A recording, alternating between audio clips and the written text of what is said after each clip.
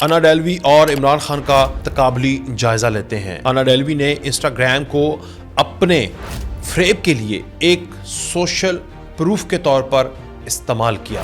وہ مہنگے hotels, private jets اور آرٹ گیلریز کی تصاویر پوسٹ کرتی تھی، جس سے دیکھنے والوں کو یہ گمان ہوتا تھا کہ وہ واقعی امیر ہے۔ عمران خان کی زندگی میں سوشل میڈیا بالخصوص ٹویٹر اور ٹک ٹاک نے ایک الگوریتم کے طور پر کام کیا، یعنی ڈیجیٹل ایکو چیمبر اس نے تخلیق کیا۔ ان کے بیانیے کو اس قدر تواتر سے پھیلایا گیا کہ حقائق کہیں پیچھے رہ گئے۔ سوشل میڈیا پر موجود ان کی ٹرول بریگیڈ نے ہر اس آواز کو دبایا جو تضادات کی نشاندہی کرتی تھی۔ میڈیا نے انہیں ایک ناقابل شکست ہیرو کے طور پر پیش کیا، جس نے نوجوانوں کے ذہنوں میں ایک ایسی تصویر نقش کر دی جس میں وہ ہر غلطی سے مبرہ تھے۔ جب میڈیا کسی شخصیت کو برانڈ بنا دیتا ہے تو لوگ اس کی خامیوں کو نظر انداز کر کے اس کی مارکیٹنگ کے اسیر ہو جاتے ہیں۔ دونوں کرداروں نے اپنی ساکھ کو جواز فراہم کرنے کے لیے ایک بڑے خواب کا سہارا لیا۔ انا ڈیلوی نے انا ڈیلوی فاؤنڈیشن یعنی کہ ADF کا منصوبہ پیش کیا، جو کہ ایک پرائیویٹ آرٹ کلب ہونا تھا۔ یہ اس کا لانگ کون تھا۔ عمران خان کا ریاست مدینہ والا نیریٹو ایک ایسی یوٹوپین گول تھی جس کا کوئی حقیقت یا عملی روڈ میپ ان کے پاس موجود ہی نہیں تھا۔ جس طرح انا کا ہر فراڈ اس کے فاؤنڈیشن کے نام پر چھپ جاتا تھا، ویسے ہی خان صاحب کی ہر انتظامی ناکامی کو ریاست مدینہ کی تعمیر میں آنے والی آزمائش کہہ کر جائز قرار دیا گیا۔ بسم اللہ الرحمن الرحیم۔ السلام علیکم، میں ہوں وقاص مولانا اور آپ دیکھ رہے ہیں 360 ڈیجیٹل۔ ہم نے عمران خان اور لارنس آف عربیہ کا تقابلی جائزہ لیا تھا۔ آج ایک اور پرسنالٹی ہے جو عمران خان کی طرح پورے امریکہ کو اپنے شکنجے میں اور اپنے فتنے میں لے چکی تھی اور پھر جیل کا راستہ بھی دیکھنا پڑا۔ آج انا ڈیلوی اور عمران خان کا تقابلی جائزہ لیتے ہیں۔ اب آپ حیران ہو رہے ہوں گے کہ خاتون کا ایک مرد کے ساتھ کیسا جائزہ؟ آئیے آج آپ کو نفسیاتی طور پر سمجھاتے ہیں۔ انسانی تاریخ میں بعض شخصیات ایسی ابھرتی ہیں جو اپنی غیر معمولی سماجی مہارتوں یعنی سوشل سکلز کو ایک ہتھیار کے طور پر استعمال کر کے اجتماعی شعور کو مفلوج کر دیتی ہیں۔ یہ مطالعہ دو ایسے کرداروں کا احاطہ کرتا ہے جنہوں نے ایک مصنوعی شخصیت آرٹیفیشل پرسونا کی تخلیق کے ذریعے اپنے گرد ایک ایسا جادوئی خلا تیار کیا کہ بینکوں کے منجے ہوئے افسران سے لے کر ایک پوری قوم کے پڑھے لکھے طبقے تک سب ان کے فریب کا شکار ہو گئے۔ اس پورے عمل میں جدید میڈیا اور سوشل میڈیا نے وہ ایندھن انہیں فراہم کیا جس نے ایک وہم کو حقیقت بنا کر پیش کیا۔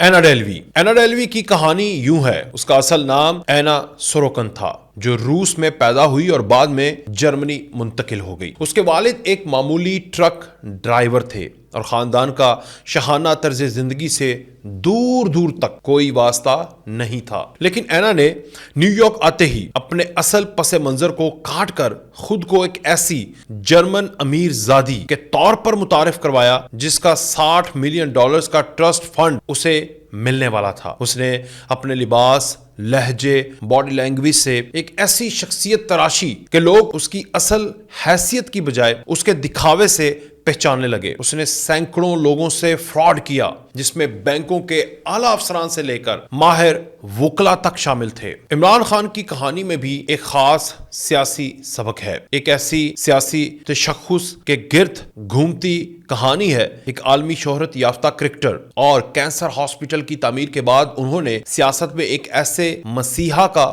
روپ دھارا جو روایتی نظام کو جڑ سے اکھاڑ پھینکنے کی صلاحیت رکھتا تھا۔ یہاں پر بھی نفسیاتی اصول ہولو ایفیکٹ نے کلیدی کردار ادا کیا۔ یہ ایک ایسے ذہنی ملان ہے جہاں ہم کسی شخص کی ایک شعبے کی کامیابی جیسا کہ کرکٹ یا سماجی خدمت کو دیکھ کر یہ فرض کر لیتے ہیں کہ وہ دوسرے پیچیدہ شعبوں جیسے کہ معیشت اور سیاست میں بھی اتنا ہی ماہر ہوگا۔ عوام نے ان کی ماضی کی شہرت کو ان کی سیاسی قابلیت کا سرٹیفکیٹ سمجھ لیا۔ جدید دور میں کسی بھی مصنوعی شخصیت کو پروان چڑھانے میں میڈیا کا کردار ریڑھ کی ہڈی کی حیثیت رکھتا ہے۔ انا ڈیلوی نے انسٹاگرام کو اپنے فریب کے لیے ایک سوشل پروف کے طور پر استعمال کیا۔ وہ مہنگے ہوٹلز، پرائیویٹ جیٹس اور آرٹ گیلریز کی تصاویر پوسٹ کرتی تھی جس سے دیکھنے والوں کو یہ گمان ہوتا تھا کہ وہ واقعی امیر ہے۔ سوشل میڈیا کے الگوریدم کو اس نے اس طرح سے اپنی زندگی کو مزید گلیمرائز کرنے کے لیے استعمال کیا، جس کی وجہ سے بینکس اور سرمایہ کاروں نے اس کی مالی حیثیت کی تصدیق کرنے کی بجائے اس کے ڈیجیٹل فٹ پرنٹس کے اوپر یقین کر لیا۔ عمران خان کی زندگی میں سوشل میڈیا، بالخصوص ٹویٹر اور ٹک ٹاک نے ایک الگوریدم کے طور پر کام کیا، یعنی ڈیجیٹل ایکو چیمبر اس نے تخلیق کیا۔ ان کے بیانیے کو اس قدر تواتر سے پھیلایا گیا کہ حقائق کہیں پیچھے رہ گئے۔ سوشل میڈیا پر موجود ان کی ٹرول بریگیڈ نے ہر اس آواز کو دبایا جو تضادات کی نشاندہی کرتی تھی۔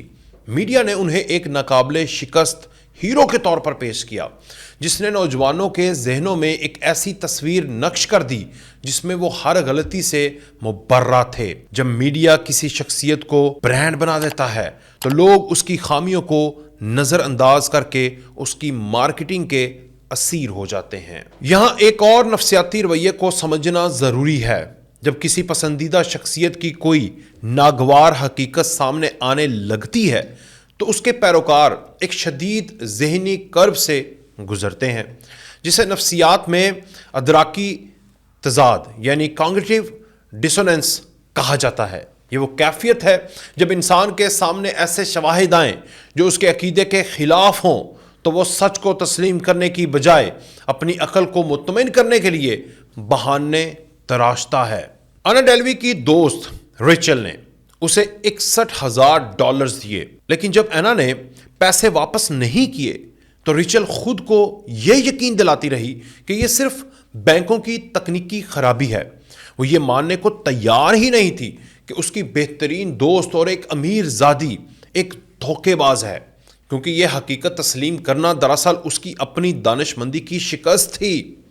اسی طرح جب عمران خان کے دور حکومت میں معاشی تباہی کی دستاویزی ثبوت سامنے آئے، لوٹ مار کے دستاویزی ثبوت سامنے آئے، تو ان کے پیروکاروں نے کسی تصدیقی تعصب کا مظاہرہ کرتے ہوئے اسے عالمی سازش یا سابقہ حکومتوں کا ملبہ قرار دیا۔ یہ نفسیاتی دفاع میکانزم یعنی ڈیفنس میکانزم پیروکاروں کو اس صدمے سے بچاتا ہے کہ ان کا انتخاب غلط تھا، اور ان کا انتخاب کہاں سے ہوا؟ الگوریدم سے۔ الگوریدم کس نے بنایا؟ Social media. سوشل میڈیا میں فریب پورٹرے کیا گیا، جھوٹ بولا گیا، ذہنوں میں نقش ہو گیا۔ جب نقش ہوا تو جب اس کے برعکس چیزیں سامنے آئیں، لیکن وہ نقش اتنے گہرے تھے کہ اس کے برعکس چیزیں جو تھیں وہ برعکس نہیں لگ رہی تھیں، وہ غلط نہیں لگ رہی تھیں، بلکہ اس کے اوپر عالمی سازش یا پرانے حکمرانوں کا سارا کیا کردہ ملبہ جو ہے ان پر ڈالنے کے لیے کوششیں شروع ہو گئیں۔ اور یہ آپ نے عمران خان کی زندگی میں اور ان کی سیاسی زندگی میں بہت بار ہوتے ہوئے دیکھا ہے۔ دونوں کرداروں نے اپنی ساکھ کو جواز فراہم کرنے کے لیے ایک بڑے خواب کا سہارا لیا۔ انا ڈیلوی نے انا ڈیلوی فاؤنڈیشن یعنی کہ ADF کا منصوبہ پیش کیا، جو کہ ایک پرائیویٹ آرٹ کلب ہونا تھا۔ یہ اس کا لانگ کون تھا، جس کے ذریعے وہ بینکوں سے $22 ملین کا قرض لینا چاہتی تھی۔ اس فاؤنڈیشن کا کوئی حقیقی وجود نہیں تھا، لیکن یہ اسے قانونی حیثیت فراہم کرنے کا ذریعہ بنی۔ اسی طرح عمران خان کا ریاست مدینہ والا نیریٹو ایک ایسی یوٹوپین گول تھی جس کا کوئی حقیقت یا عملی روڈ میپ ان کے پاس موجود ہی نہیں تھا۔ جس طرح انا کا ہر فراڈ اس کے فاؤنڈیشن کے نام پر چھپ جاتا تھا، ویسے ہی خان صاحب کی ہر انتظامی ناکامی کو ریاست مدینہ کی تعمیر میں آنے والی آزمائش کہہ کر جائز قرار دیا گیا۔ یہ دونوں تصورات دراصل جذباتی استحصال یعنی ایموشنل مینیپولیشن کے اوزار تھے، جس کا مقصد حال کی تلخ حقیقتوں سے عوام کی توجہ ہٹا کر ایک غیر یقینی مستقبل کے سہانے خواب میں الجھائے رکھنا تھا۔ نفسیاتی طور پر یہ دونوں کردار ڈارک ٹرائیڈ کی خصوصیات کے حامل نظر آتے ہیں، یعنی جس میں نارسزم، خود پسندی، اس کو بہت اوپر رکھا جاتا ہے، یعنی اس مقصد کے لیے ہیرا پھیری اور سائیکوپیتھی یعنی کہ ضمیر کی عدم موجودگی شامل ہونا ہے۔ انا ڈیلوی نے جیل سے نکلنے کے بعد بھی فخر سے کہا کہ اس نے کچھ غلط نہیں کیا، بلکہ وہ نیو یارک کا کھیل دوسروں سے بہتر کھیلی۔ جس طرح عمران خان نے کہا کہ جو انتشار ہوا ہے مجھے پکڑو گے دوبارہ انتشار ہوگا۔ عمران خان نے بھی کبھی اپنی پالیسیز کی ناکامی پر حقیقی پشیمانی یعنی اس کا اظہار ہی نہیں کیا، بلکہ ہمیشہ دوسروں کو قصوروار ٹھہرایا۔ اینا ڈیلوی اور عمران خان کی مثالیں ثابت کرتی ہیں کہ جب سماجی مہارتیں، میڈیا کا گلیمر اور عوامی محرومیاں آپس میں ملتی ہیں تو ایک زہریلا فریب جسے ٹاکسک ڈیلیوژن کہا جاتا ہے وہ جنم لیتا ہے۔ جدید دور کا انسان اگرچہ ٹیکنالوجی سے لیس ہے، لیکن وہ آج بھی کرشماتی جھوٹ کا اسی طرح شکار بنتا ہے جیسے صدیوں پہلے وہ بنتا تھا۔ یہ مطالعہ ہمیں یہ سبق دیتا ہے کہ ہم شخصیات کے سحر سے نکل کر تجزیاتی سوچ یعنی انالیٹیکل تھنکنگ اپنائیں، سوچیں، خود دیکھیں، امپیریکل ایویڈنسز ڈھونڈیں، ورنہ جب تک ہم خوابوں کو حقیقت سمجھ کر ان میں سرمایہ کاری کرتے رہیں گے تو اینا ڈیلوی جیسے سماجی شکاری اور جھوٹے مسیحا ہمارا استحصال کرتے رہیں گے۔ یہ تھی اینا ڈیلوی اور عمران خان کی ایک داستان جس نے اپنے کرشماتی اور فریب کے ذریعے سوشل میڈیا کو استعمال کر کے بینکوں سے فراڈ کیا، اپنے دوستوں سے فراڈ کیا، اور جب ان سے فراڈ ہو رہا تھا لیکن وہ نہیں مانتے تھے کہ یہ شخص ہم سے فراڈ کر سکتا ہے، اس کا تو کرزما ہی کچھ اور ہے، اس کا اورا کچھ اور ہے۔ اسی طرح عمران خان نے جینزیز کو استعمال کیا۔ عمران خان نے 90s کی یوتھ کو اور جینزیز کو بالخصوص استعمال کر کے اپنے پروپیگنڈا کو پرولیفریٹ کرنے کے لیے اور اپنے انتشار کو پرولیفریٹ کرنے کے لیے اور اپنی ناکامیوں کو چھپانے کے لیے پہلے سوشل میڈیا اور پھر اس کے بعد مذہب کا استعمال کیا۔ جب بھی کچھ غلط ہونے لگتا تھا یا غلط ہوتا تھا اور سامنے آتا تھا تو کوئی بھی نہیں مانتا تھا۔ اینا ڈیلوی جو ہے وہ کرسماتی بیوٹی اور خوبصورت اور امیر زادی کے نام سے مشہور ہوئی، تو عمران خان نے اپنے فالوورز کے اندر اپنے آپ کو مرشد کا درجہ دے کر ایک ایسے مقام پر لے گئے کہ مرشد تو مرشد ہوتا ہے، اس کی ہر غلطی، ہر ناکامی جو ہے وہ دوسروں کی ہے، اور اگر زانی بھی ہے تو کیا ہوا، یہ بھی ساری دنیا کرتی ہے۔ اگر وہ چور ہے تو کیا ہوا، تم نے بڑی چوری کی ہے۔ اگر وہ غلط ہے تو کیا ہوا، تم غلط نہیں تھے۔ اگر اس نے کرپشن کی ہے تو کیا ہوا، تھوڑی سی کی ہے۔ اور اگر اس نے ایک ناجائز بچی رکھی ہے تو کیا ہوا، پوری دنیا کے اندر نکاح کے بغیر بچیاں پیدا ہو رہی ہیں۔ یہ والے کلمات کہا جاتے تھے۔ اور اگر اس نے ایک اپنی مرشد کو بھگا کر شادی کی ہے تو کیا ہوا، محبت تو جائز ہے، جنگ اور محبت میں سب جائز ہے۔ اگر وہ چور ہے تو کیا ہوا، ثبوت لے کر آؤ۔ اگر وہ جیل میں ہے تو وہ جنگ لڑ رہا ہے۔ چوری کے اوپر جیل کے اندر ہے، جیل کی سلاخیں عمران خان کو نہیں رکھ سکتی، عمران خان خود قید ہے۔ اگر وہ غلط ہے، نہیں وہ ہینڈسم ہے۔ اگر وہ عورتوں کی طرف غلط نظر رکھتا ہے تو کیا ہوا، ہینڈسم اتنا ہے کہ عورتیں خود شہد کے اوپر مکھیوں کی طرح آتی ہیں۔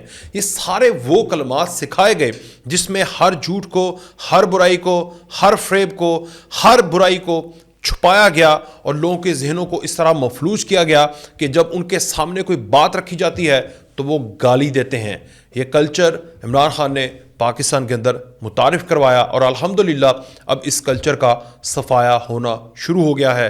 ہم بھی اس کوشش میں لگے ہوئے ہیں کہ ہم انالیٹیکل ایویڈنسز لوگوں کے اندر، انالیٹیکل اپروچ لوگوں کے اندر رکھیں کہ وہ غلط کو غلط اور صحیح کو صحیح کہیں، اور جو صحیح ہے اگر وہ بھی غلطی کرتا ہے تو اس کو بھی غلط کہنے کی جرت پیدا کریں۔ پسند ناپسند سے اوپر جا کر سیاست اور ریاست کے معاملات کو اپنی پسند اور مذہب کے استحصال سے اوپر جا کر دیکھا جائے، اور پھر چناؤ ہو یا الیکشن ہو تو اس میں صحیح طریقے سے اپنے ووٹ کا حق استعمال کیا جائے تاکہ ملک کی بھاگ دوڑ سنبھالنے والے پسند ناپسند اور مرشدی سے اوپر نکل کر عوام کی خدمت اور اپنے الیکٹیبل ہونے کا ثبوت پیش کریں۔ یہی ہماری آج کی کوشش تھی۔ امید ہے آپ کو ولاگ پسند آیا ہوگا۔ کوئی بھی رائے دینا چاہیں تو آپ ہمیں کامنٹس میں ضرور بتا سکتے ہیں۔ اور اگلا جو ولاگ ہے، ہم نے پاکستان کے اندر ایک جھوٹا انقلاب اور ناکام انقلاب تو آپ نے دیکھ لیا، ایران کے اندر جو انقلاب ہے اس کے تانے بانے یہودیوں کے ساتھ کیسے ملتے ہیں۔ عمران خان کی تو بیٹی یہودیوں میں، بیٹے یہودیوں میں، شادی یہودیوں میں، آپریشن گولڈ سمتھ پاکستان میں تو تھا، ایران میں کتنا کامیاب ہوا، کیسے ہوا، اگلے ولاگ میں تفصیلاً آپ کو بتائیں گے۔ اجازت، اللہ حافظ۔